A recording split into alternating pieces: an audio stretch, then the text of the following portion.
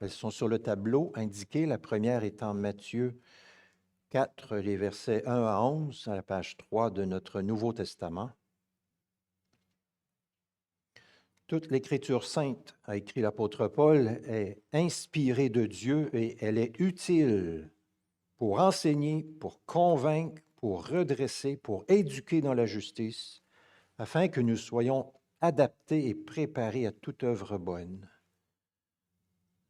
C'est donc important d'être attentif à la lecture de la parole de Dieu et aussi à prier le Seigneur pour qu'il nous instruise et nous éclaire. Donc, commençons par prier, après quoi nous écouterons la lecture de Matthieu 4, 1 à 11.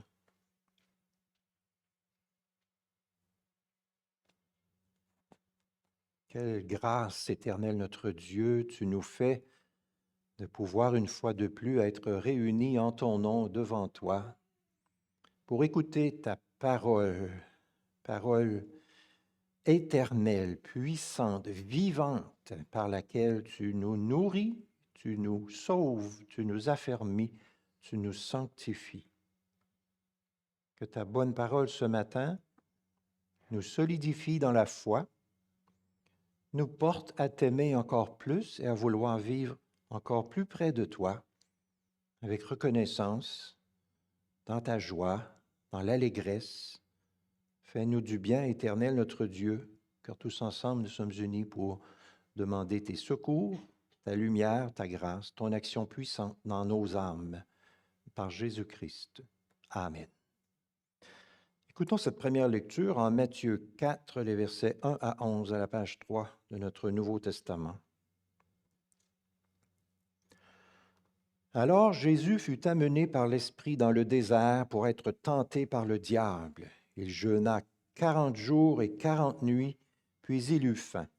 Le tentateur s'approcha et lui dit, « Si tu es fils de Dieu, ordonne que ces pierres deviennent des pains. » Jésus répondit, « Il est écrit, l'homme ne vivra pas de pain seulement, mais de toute parole qui sort de la bouche de Dieu. » Le diable le transporta dans la ville sainte, le plaça sur le haut du temple et lui dit, « Si tu es fils de Dieu, jette-toi en bas, car il est écrit, il donnera des ordres à ses anges à ton sujet, et ils te porteront sur les mains, de peur que ton pied ne heurte contre une pierre. » Jésus lui dit, « D'autre part, il est écrit, tu ne tenteras pas le Seigneur ton Dieu. » Le diable le transporta encore sur une montagne très haute, lui montra tous les royaumes du monde et leur gloire, et lui dit, « Je te donnerai tout cela, si tu te prosternes et m'adores. » Jésus lui dit, « Retire-toi, Satan, car il est écrit, tu adoreras le Seigneur, ton Dieu,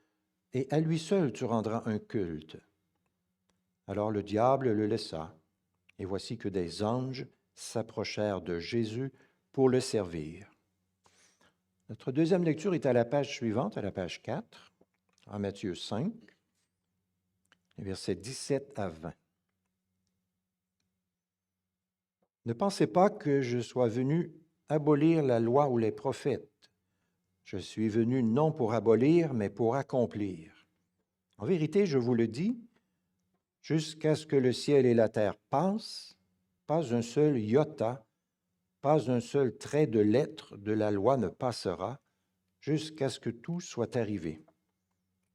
Celui donc qui violera l'un de ces plus petits commandements et qui enseignera aux hommes à faire de même sera appelé le plus petit dans le royaume des cieux, mais celui qui les mettra en pratique et les enseignera, celui-là sera appelé grand dans le royaume des cieux. Car je vous le dis, si votre justice n'est pas supérieure à celle des scribes et des pharisiens, vous n'entrerez point dans le royaume des cieux. » Et puis notre dernière lecture est en Luc 24, à la page 102.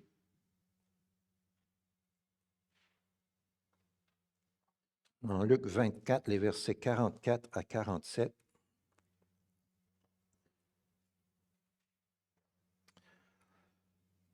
C'est Jésus qui parle après sa résurrection. « Puis il leur dit, « C'est là ce que je vous disais lorsque j'étais encore avec vous. Il fallait que s'accomplisse tout ce qui est écrit de moi dans la loi de Moïse, dans les prophètes et dans les psaumes. Alors il leur ouvrit l'intelligence pour comprendre les Écritures. Et il leur dit, ainsi il est écrit que le Christ souffrirait, qu'il ressusciterait d'entre les morts le troisième jour, et que la repentance en vue du pardon des péchés serait prêchée en son nom à toutes les nations, à commencer par Jérusalem. Amen. Un homme voulait frapper un grand coup pour démontrer son amour à son épouse. Donc, il a payé un gros prix pour faire en sorte qu'une certaine journée spéciale, un moment particulier de la journée, alors qu'il était avec sa bien-aimée à l'extérieur, un avion passe avec un grand message attaché à l'avion en lettres géantes. « Chère Suzanne, je t'aime. » C'est une grande déclaration d'amour. Il y a toutes sortes de manières de déclarer notre amour. Avez-vous déjà considéré l'Ancien Testament comme une grande déclaration d'amour de Dieu pour son peuple?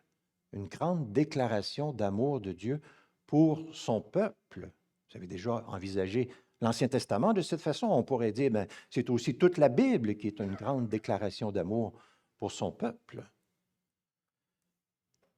Mais de nos jours, qui s'intéresse à l'Ancien Testament? Qui lit l'Ancien Testament? Qui l'étudie sérieusement? Qui en fait ses délices de l'Ancien Testament? On entend souvent dire l'Ancien Testament, c'est un livre dépassé, qui n'a plus rien à voir avec nous aujourd'hui qui vivons à notre époque. Donc, c'est un livre qui est plutôt inutile. On entend souvent des gens dire ça.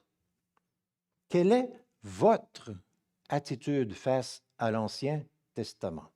Quelle devrait être l'attitude des chrétiens face à l'Ancien Testament? L'attitude des chrétiens face à l'Ancien Testament devrait être en quelque sorte l'attitude que le Seigneur Jésus avait lui-même face à l'Ancien Testament. Et quelle attitude le Seigneur Jésus avait-il face à l'Ancien Testament? J'aimerais ce matin relever 4 caractéristiques de l'attitude du Fils de Dieu face à l'Ancien Testament. Et ensuite, proposer 3 conséquences pratiques pour nous. Premièrement, Jésus-Christ a affirmé à plusieurs reprises l'historicité des personnes et des événements que nous rapporte l'Ancien Testament. Autrement dit, pour Jésus, les personnes dont l'Ancien Testament parle ne sont pas des êtres légendaires de contes de fées.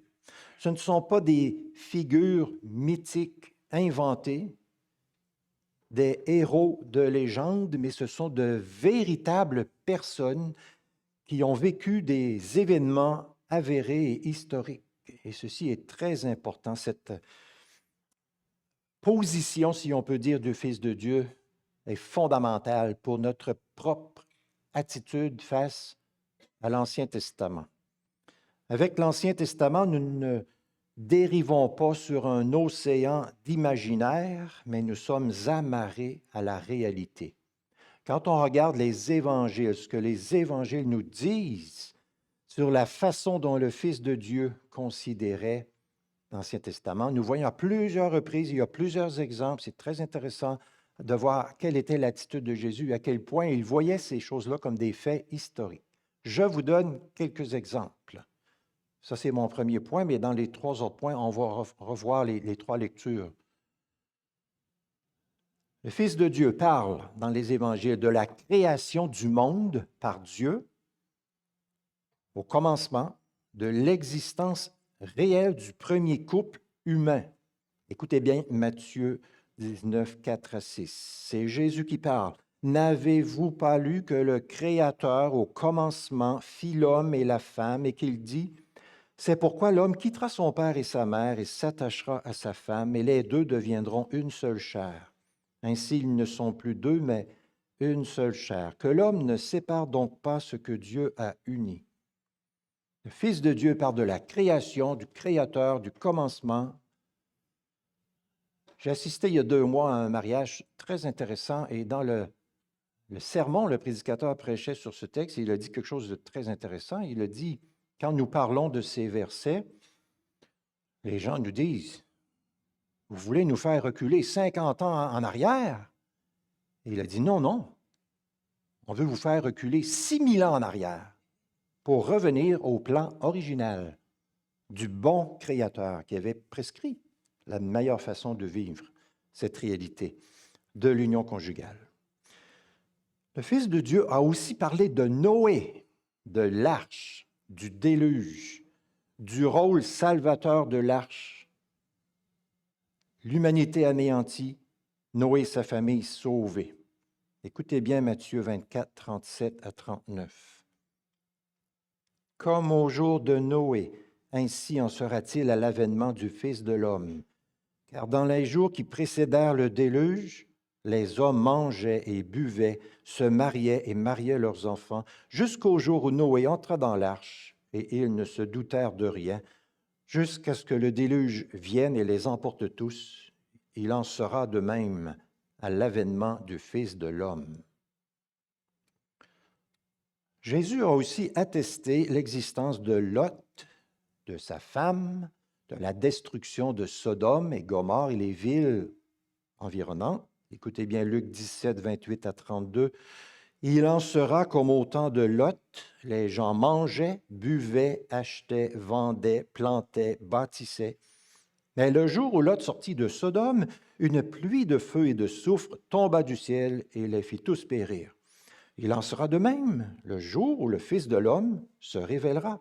En ce jour-là, que celui qui sera sur la terrasse et qui aura ses affaires dans la maison ne descende pas pour les prendre, et que celui qui sera dans les champs ne retourne pas non plus en arrière. Souvenez-vous de la femme de Lot. Jésus a aussi attesté le miracle par lequel la veuve de Sarepta et son fils ont été sauvés par Élie le prophète, et aussi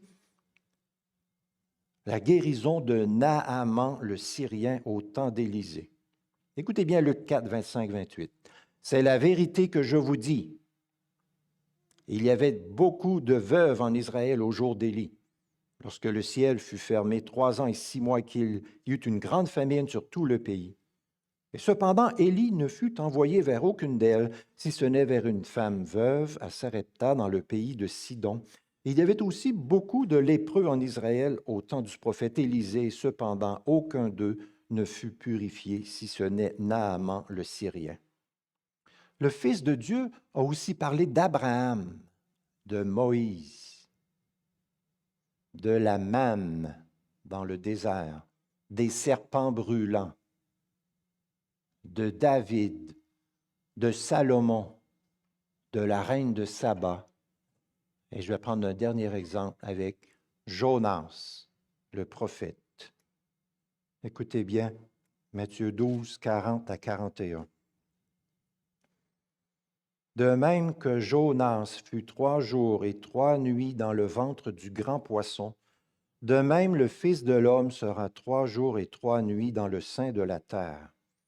Les hommes de Ninive se dresseront lors du jugement avec cette génération et la condamneront parce qu'ils se sont repentis à la prédication de Jonas. Et voici qu'il y a ici plus que Jonas. Jésus parlait de lui-même. Plusieurs personnes de nos jours rejettent l'historicité du prophète Jonas et on pourrait dire de son enlèvement temporaire dans le grand poisson. Pourtant, le Fils de Dieu, qui est la vérité, lui, présente Jonas comme étant une véritable personne historique qui a réellement vécu ce que l'Ancien Testament dit de lui. C'est très intéressant parce que Jésus parle de l'avenir, du jugement dernier, parle de lui. Ça n'aurait aucun sens si Jonas était un personnage qui n'a jamais existé, une espèce de conte de fées. Quelqu'un dit, comment des personnes imaginaires converties par la prédication d'un prophète légendaire pourraient-elles ressusciter pour témoigner lors du jugement contre l'impénitence réelle des Juifs qui ont rejeté Jésus? Ça dit tout. C'est intéressant de voir que trois des personnes dans la Bible avec lesquelles notre monde moderne a le plus de difficultés, Adam, Noé et Jonas, jouent un rôle capital et fondamental dans la vie et le ministère de Jésus-Christ. Donc, mon premier point, c'était que Jésus-Christ a affirmé à plusieurs reprises l'historicité des personnes et des événements que nous rapporte l'Ancien Testament. Deuxièmement, Jésus-Christ a basé toute sa vocation et sa mission sur l'Ancien Testament. Il a dit que l'Ancien Testament parlait de lui, que l'Ancien Testament prophétisait ce qu'il allait venir faire.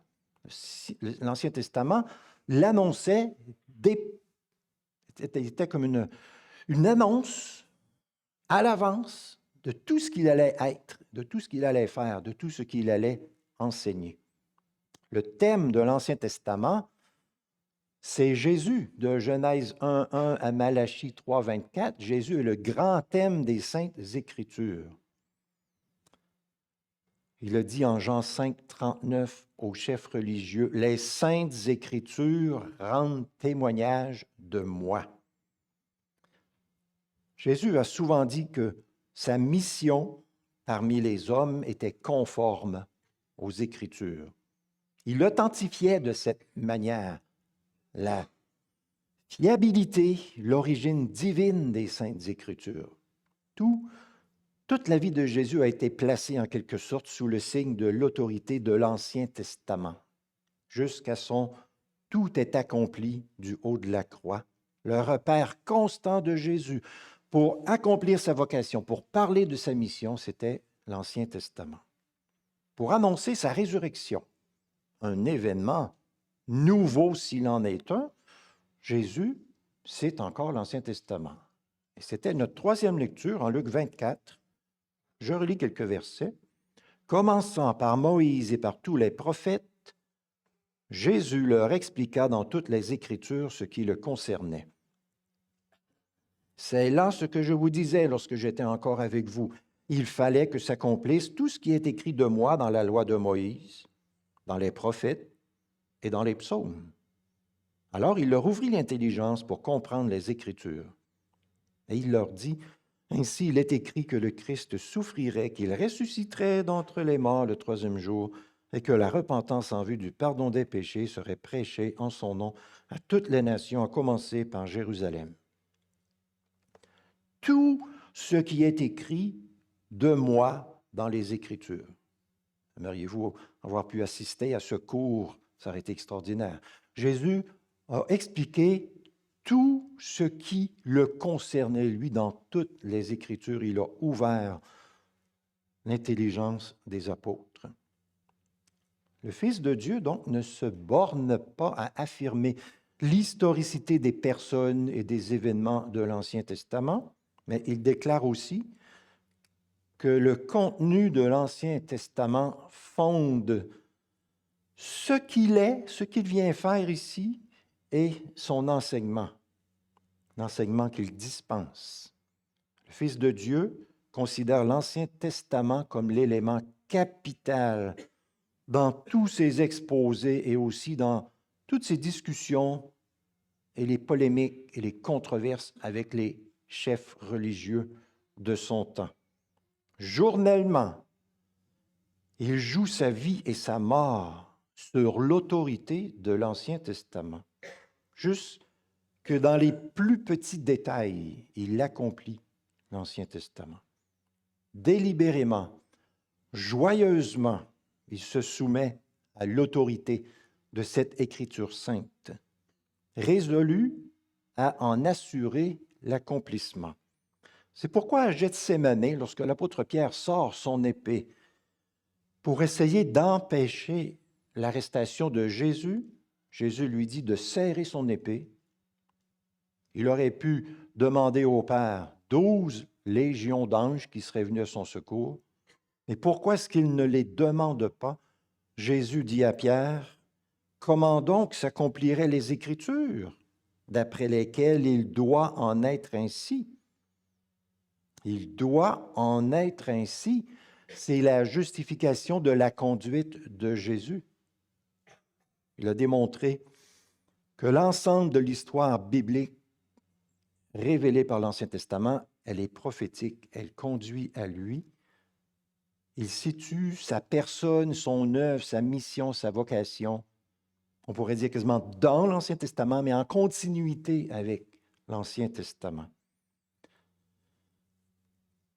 Premièrement, Jésus a affirmé à plusieurs reprises l'historicité des personnes et des événements que l'Ancien Testament nous rapporte. Deuxièmement, il a basé toute sa vocation et sa mission sur l'Ancien Testament. Troisièmement, Jésus-Christ a trouvé dans l'Ancien Testament ses armes pour repousser le diable. Un exemple bouleversant de ça, c'est la réplique de Jésus au diable au désert. C'était notre première lecture en Matthieu 4, 1 à 11. Pour Jésus, les paroles de l'Ancien Testament permettent de triompher puissamment des subterfuges diaboliques. La situation est la suivante. Le tentateur s'approche de Jésus et lui dit, « Si tu es Fils de Dieu, ordonne que ces pierres deviennent des pains. » Jésus répond, « Il est écrit, l'homme ne vivra pas de pain seulement, mais de toute parole qui sort de la bouche de Dieu. » Le diable se réessaie. « Si tu es Fils de Dieu, jette-toi en bas. » Jésus lui dit, « Il est écrit, tu ne tenteras pas le Seigneur ton Dieu. » Jamais 203. Le diable se réessaie. « Je te donnerai ceci, tout cela, si tu te prosternes et m'adores. » Jésus lui dit, « Retire-toi, Satan, car il est écrit, tu adoreras le Seigneur ton Dieu, et à lui seul tu rendras un culte. » Alors le diable le laissa.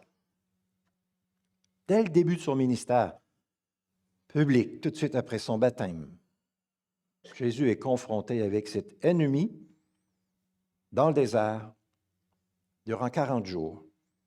Comment sort-il victorieux de cette grande épreuve? Est-ce que c'est de sa propre puissance ou par sa propre autorité? Non, mais il s'appuie sur l'Ancien Testament. Que c'est intéressant.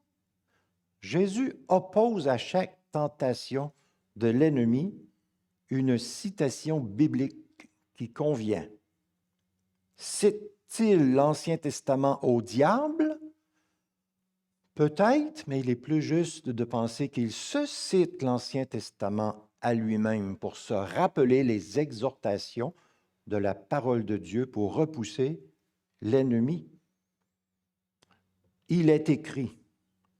C'est suffisant pour Jésus. Ça règle toutes tes questions. Ça met fin au problème. Il n'y a plus lieu de négocier, d'argumenter. Il est écrit. Cette soumission volontaire et personnelle de Jésus-Christ à l'Ancien Testament est très significative. Aux tentations du diable, Jésus oppose le bouclier de l'Ancien Testament. C'est sa façon de batailler pour obtenir la victoire. Et c'est ce qu'il obtient. Il est écrit, il est écrit, il est écrit, et le diable est vaincu. Il doit s'enfuir. Jésus-Christ reconnaît et accepte l'Ancien Testament comme étant autorité, comme étant la parole de Dieu même, valable pour tous les temps. Pour Jésus, toute affirmation de l'Ancien Testament est solide, indestructible, immuable, imperméable à toute dénégation, à l'ignorance, aux accusations. C'est la parole de Dieu. Premièrement, Jésus donc a enseigné que les personnes et les événements rapportés par l'Ancien Testament sont des faits historiques, bien avérés, bien attestés. En deuxième lieu, il a montré qu'il a basé toute sa vocation et sa mission sur l'Ancien Testament. En troisième lieu, Il nous a démontré qu'il trouvait dans l'Ancien Testament ses armes pour repousser l'ennemi et toutes ses ruses. Quatrièmement, Jésus a enseigné que l'Ancien Testament ne sera jamais dépassé, jamais périmé, jamais désuet, jamais sans valeur. Je vous rappelle cette fois-ci notre deuxième lecture en Matthieu 5, 17, 18, que je relis. Ne pensez pas que je sois venu abolir la loi ou les prophètes. Je suis venu non pour abolir, mais pour accomplir. En vérité, je vous le dis, jusqu'à ce que le ciel et la terre passent, pas un seul iota, pas un seul trait de lettre de la loi ne passera, jusqu'à ce que tout soit arrivé.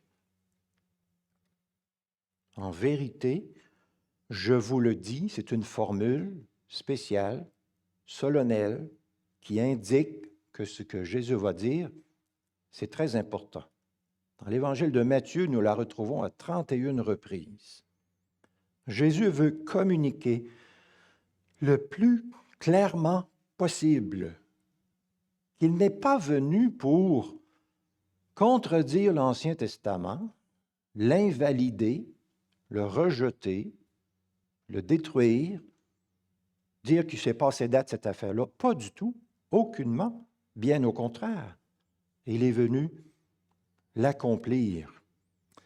Jean Chrysostome dit ceci, « Jésus est tout ce dont l'Ancien Testament espérait. Les paroles de Jésus ne révoquent pas les paroles de l'Ancien Testament. Au contraire, elles les étoffent et les enrichissent. L'Ancien Testament est l'Évangile à l'état de bourgeon. Le Nouveau Testament est l'Évangile en fleurs. L'Ancien Testament, c'est l'Évangile semblable au blé en herbe. Le Nouveau Testament, c'est l'Évangile en épi. » Quand on pense aux évangiles, on se souvient à combien de nombreuses reprises le Fils de Dieu citait les Saintes Écritures, à plusieurs dizaines de reprises, quand il avait des débats, quand il essayait de se défaire de tous ceux qui venaient pour l'accuser, dit la Bible, pour l'accuser, qu'est-ce qu'il faisait? Il leur demandait souvent, « N'avez-vous pas lu ce que Dieu vous a dit? N'avez-vous pas lu cette parole de l'Écriture? Qu'est-il écrit dans la loi? Qui lis-tu? » Jésus n'est certainement pas venu pour contredire ou annuler l'Ancien Testament, bien au contraire, mais pour nous enseigner à quel point il a scellé par son autorité ces paroles qu'il considère valides pour toujours. Pour Jésus, c'est une certitude, l'Ancien Testament est divin et mérite toute notre confiance. Comment pourrions-nous négliger l'Ancien Testament en considérant cette position du Fils de Dieu sur cette Écriture sainte? J'aimerais relever, pour conclure, 3 conséquences pour nous de ces vérités.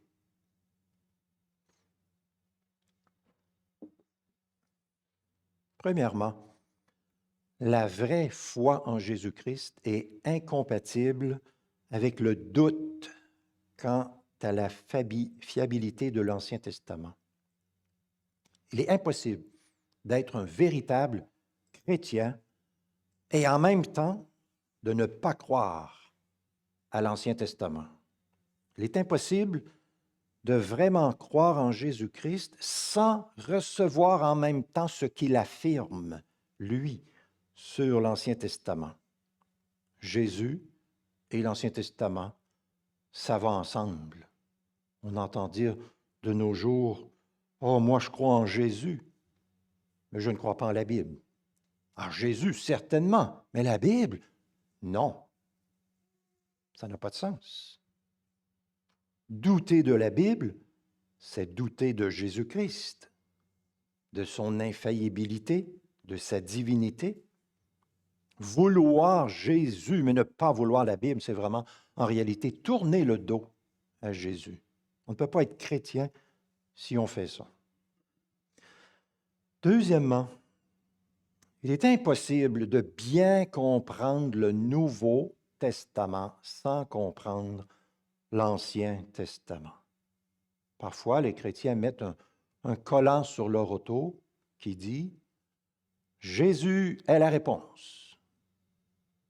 Et beaucoup de gens demandent « C'était quoi la question? C'est quoi Jésus est la réponse?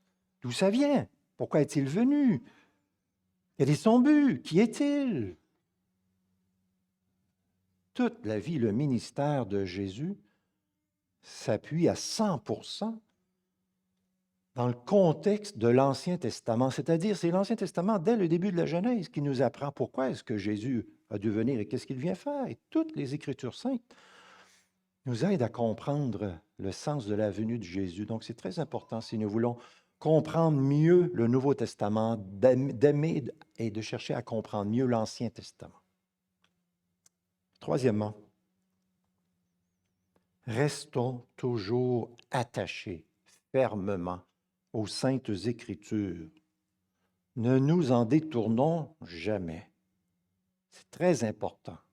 Nous avons connu des personnes qui sont allées à la dérive et qui aujourd'hui peuvent vivre de grandes misères parce qu'ils ont rejeté les Saintes Écritures et ce qu'elles affirment.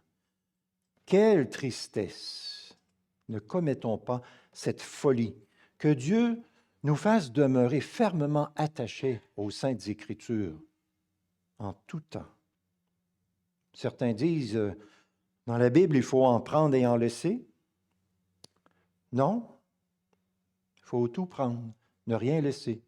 Il faut suivre l'exemple du Seigneur Jésus. L'attitude de Jésus face à l'Ancien Testament nous certifie que l'Ancien Testament est fiable, digne de confiance. Le témoignage lumineux et volumineux du Fils de Dieu concernant l'Ancien Testament nous assure que la parole de Dieu est vraiment fiable, solide, puissante, permanente, éternelle. En conclusion, l'enseignement de Jésus-Christ sur l'Ancien Testament est d'une importance capitale. Le plus grand spécialiste de l'Ancien Testament, c'est le Seigneur Jésus. Le plus grand interprète de l'Ancien Testament, c'est le Seigneur Jésus. Le témoignage de Jésus-Christ est supérieur à toute autre autorité, même scientifique. Ça veut dire que quand le diable va s'approcher de vous et va sortir de son chapeau, « Ah! Un grand spécialiste, un expert vient de vous démontrer que la Bible n'est pas fiable et que l'Ancien Testament et que Jonas n'a jamais existé, et patati et patata. » Bien. Rappelez-vous de ce que Jésus pensait et pense toujours de l'Ancien Testament. Repoussez l'ennemi. La façon dont le Seigneur Jésus considérait l'Ancien Testament doit être normative pour nous, les chrétiens. Face à l'Ancien Testament, nous ne pouvons pas adopter une position différente de celle de notre précieux Sauveur qui a versé son sang pour nous. Amen.